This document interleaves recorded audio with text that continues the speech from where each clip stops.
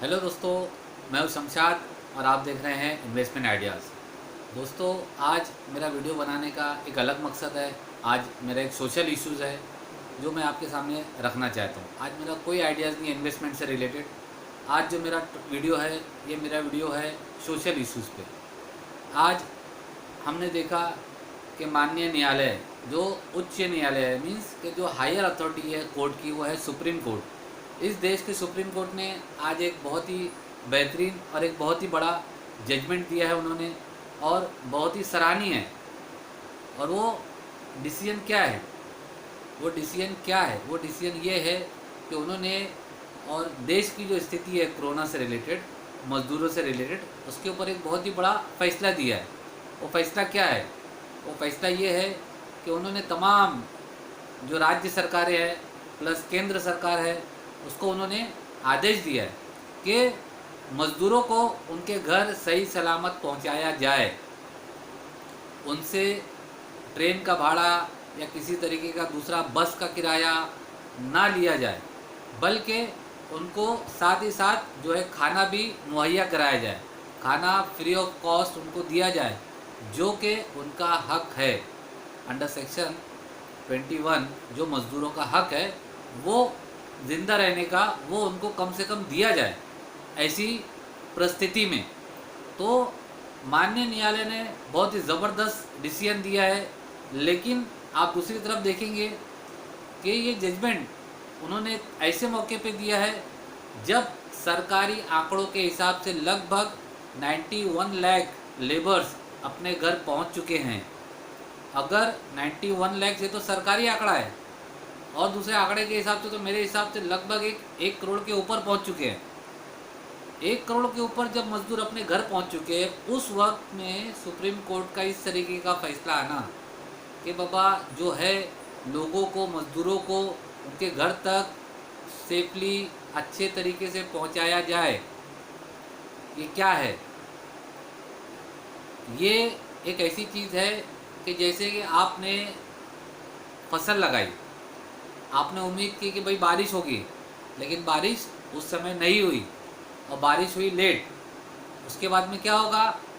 वो जो है बारिश बेमायनी है, बेमौसम बारिश जिस तरीके से बेमायनी है। पानी है, बेहतरीन चीज़ है, लेकिन बेमौसम जो बारिश होती है वो होती है किसी मतलब की नहीं। मतलब उससे कोई ज़्यादा फर्क नहीं पड़ता, भाई पानी आया है ठीक है, उसका यूज़ होगा, लेकिन आपकी तो फसल ख़राब हो गई ना। तो उसी तरीके से मिलॉर्ड, आपने जो फैसला लिया है, हुजूर आते आते बहुत देर कर दी। इसको हम थोड़ा सा और डीपली देखना चाहेंगे कि ये फैसला आने में देरी क्यों? फैसला इस तरीके का सुप्रीम कोर्ट ने लेने में देरी क्यों की? तो क्या सुप्रीम कोर्ट में कोई नहीं गया, किसने पीआईएल नहीं लगाई? इसी तरीके की, लगभग इसी तरीके की एक पीआईएल थी सुप्रीम कोर्ट में 15 मई को। उसकी सुनवाई करते हुए सुप्रीम कोर्ट ने कहा कि हम लेबर्स के ऊपर कंट्रोल नहीं कर सकते, उसकी उनकी देख रेख के लिए हम किसी तरीके का आदेश नहीं दे सकते। अगर टाइम रहते हुए सुप्रीम कोर्ट ने राज्य सरकारों को, केंद्र सरकार को अगर आज सही आदेश दे दिया होता तो आज ये नौबत नहीं आती। इसी तरीके से दूसरी भी मांगे उठी थी कि मज़दूरों को जो है वो साथ में कुछ पैसे भी दिया जाए, लेकिन इस तरीके की सुनवाई करते हुए वहाँ से ऑर्डर आया कि अगर मज़दूरों को खाना मिल रहा है तो उनको पैसे की क्या ज़रूरत है। अब आप सोचिए कि 60 डेज़ का लॉकडाउन है, वो टाइम 60 डेज़ का लॉकडाउन लगभग होने आया था, और 60 डेज़ में अगर सिर्फ आपको खाना मिल रहा है, पैसे की क्या आपको ज़रूरत नहीं है? दवाई के लिए आपको पैसे, और दूसरी चीज़ों के लिए क्या पैसे की बिल्कुल ज़रूरत नहीं है?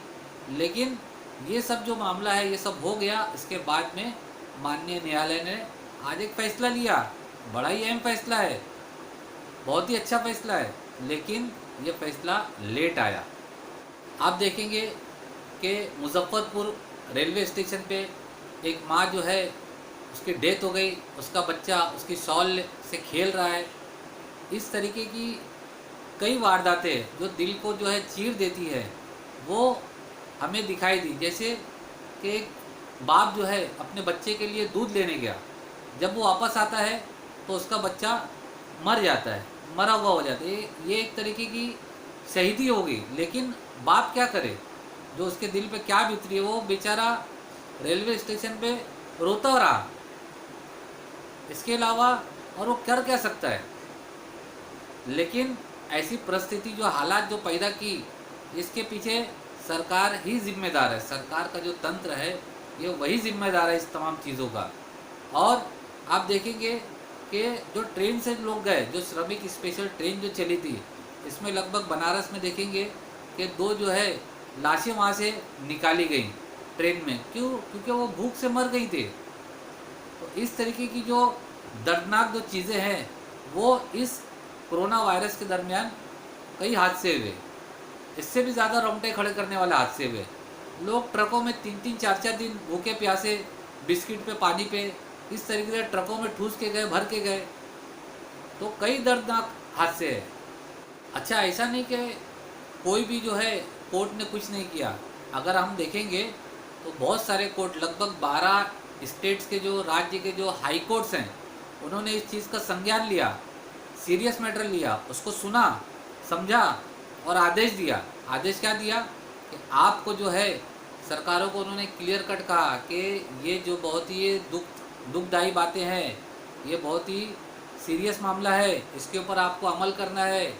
गुजरात के हाई कोर्ट ने तो यहाँ तक सरकार को कह दिया कि अगर आपकी व्यवस्था ठीक नहीं होती है, अगर आप सही से इंतज़ाम नहीं कर पाते हैं, तो हमको खुद ज़मीन पर उतर के इंस्पेक्शन करना पड़ेगा, आपके काम को देखना पड़ेगा। तो कई हाई कोर्ट्स ने बहुत ज़बरदस्त इसके ऊपर एक्शन लिया, कड़ी कार्रवाई की। अच्छा, इन तमाम चीज़, अच्छा आप देखेंगे कि माननीय न्यायालय जो सुप्रीम कोर्ट है, उसका दरवाज़ा किसने खटखटाया। आप देखेंगे कि वहाँ के जो सुप्रीम कोर्ट के जो सीनियर एडवोकेट्स हैं, उन्होंने ही सुप्रीम कोर्ट का दरवाज़ा खटखटाया और इस तरफ जो है कोर्ट का ध्यान दिलाया कि आपको इस तरीके का कुछ न कुछ इसमें हस्तक्षेप करना चाहिए सर। इसके अंदर पेश रहे, जैसे पी चिदम्बरम है, दूसरे जो हमारे आते हैं प्रशांत भूषण है, इंदिरा जयसिंह है, आनंद ग्रोवर है, गायत्री सिंह है, और इस तरीके के कई सीनियर एडवोकेट्स इस तरीके के मामले को माननीय न्यायालय में उठाया। तो हम देखेंगे कि सरकार को और मिलावट को झकझोरने की, जगाने की जिम्मेदारी किस पे है? ये हम पे है, आप पे है। अगर हमने और आपने मिलके इस तरीके से हस्तक्षेप नहीं किया, कोर्ट में पीएल नहीं लगाई, सरकारी दरवाज़ा जो है, माननीय न्यायालय का जो दरवाज़ा है वो नहीं खटखटाया, तो इसकी जिम्मेदार हम खुद होंगे। हमें और आपको मिलके सेकुलरिज्म का जो झंडा है, इसको ऊंचा रखना है। तो इसके लिए आप और मैं, हमको मिलके इस लड़ाई को लड़ना है। और साथ ही साथ में सच की जो लड़ाई है, सच की लड़ाई का साथ देना है। इसी के साथ मैं अपना वीडियो वाइंड अप करता हूँ। शुक्रिया, जय हिंद।